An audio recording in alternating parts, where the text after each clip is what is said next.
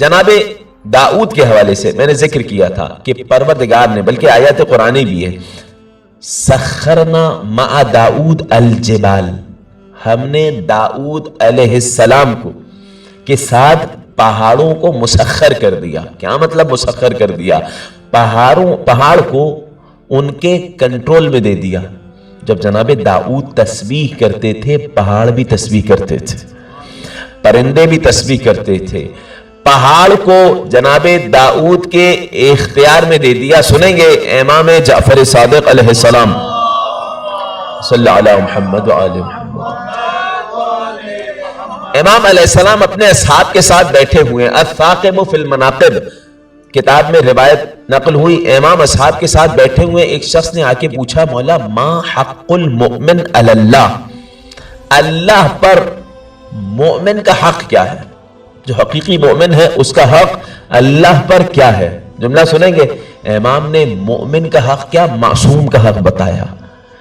کہا اذا قیل للجبال اوبی، حق یہ ہے کہ اگر پہاڑ کو کہہ دے مومن کہ آ جاؤ تو پہاڑ آ جائے گا۔ جملہ ختم نہ ہوا کہ سامنے پہاڑ تھا، اپنی جگہ سے ہلا، امام کی طرف بڑھا۔ امام نے کہا انما ضربت لهم مثلا، میں نے ان کو مثال کے طور پہ کہا تھا پہاڑ باقی رہو۔ یا علی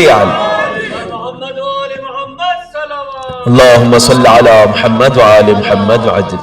کمال ہے کہ نہیں ہے؟ امام علیہ السلام کے پاس بھی اختیار تھا، مگر اس اختیار کو استعمال کون کرے گا؟ اس اختیار کو امام مہدی علیہ السلام استعمال کریں گے۔ اللہم صلی علی محمد وآل محمد وعجل فرجہ۔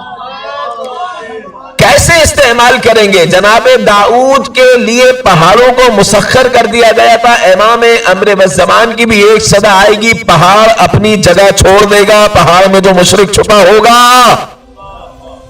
امام کے اصحاب اس مشرک کو قتل کر دیں گے۔ یہ تو امام کی بات ہو رہی ہے، امام کے اصحاب کو اللہ وہ قوت عطا کرے گا کہ اگر پہاڑ ان کے سامنے آ جائے گا پہاڑ کو اکھاڑ پھینکیں گے۔ امام علیہ السلام کے اصحاب، اچھا النا لہو الحدید، جناب داؤد کے حوالے سے انبیاء اور امام مہدی علیہ السلام، جناب داؤد کے حوالے سے آیت نازل ہوئی النا لہو الحدید، ہم نے داؤد کے لیے لوہے کو نرم بنا دیا۔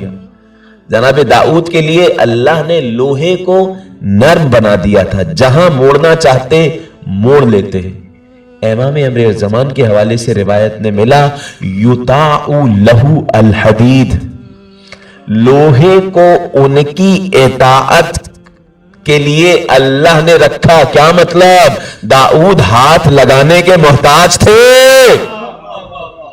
امام لوہے کی جانب دیکھیں گے، لوہا جیسے امام چاہیں گے مڑ جائے گا۔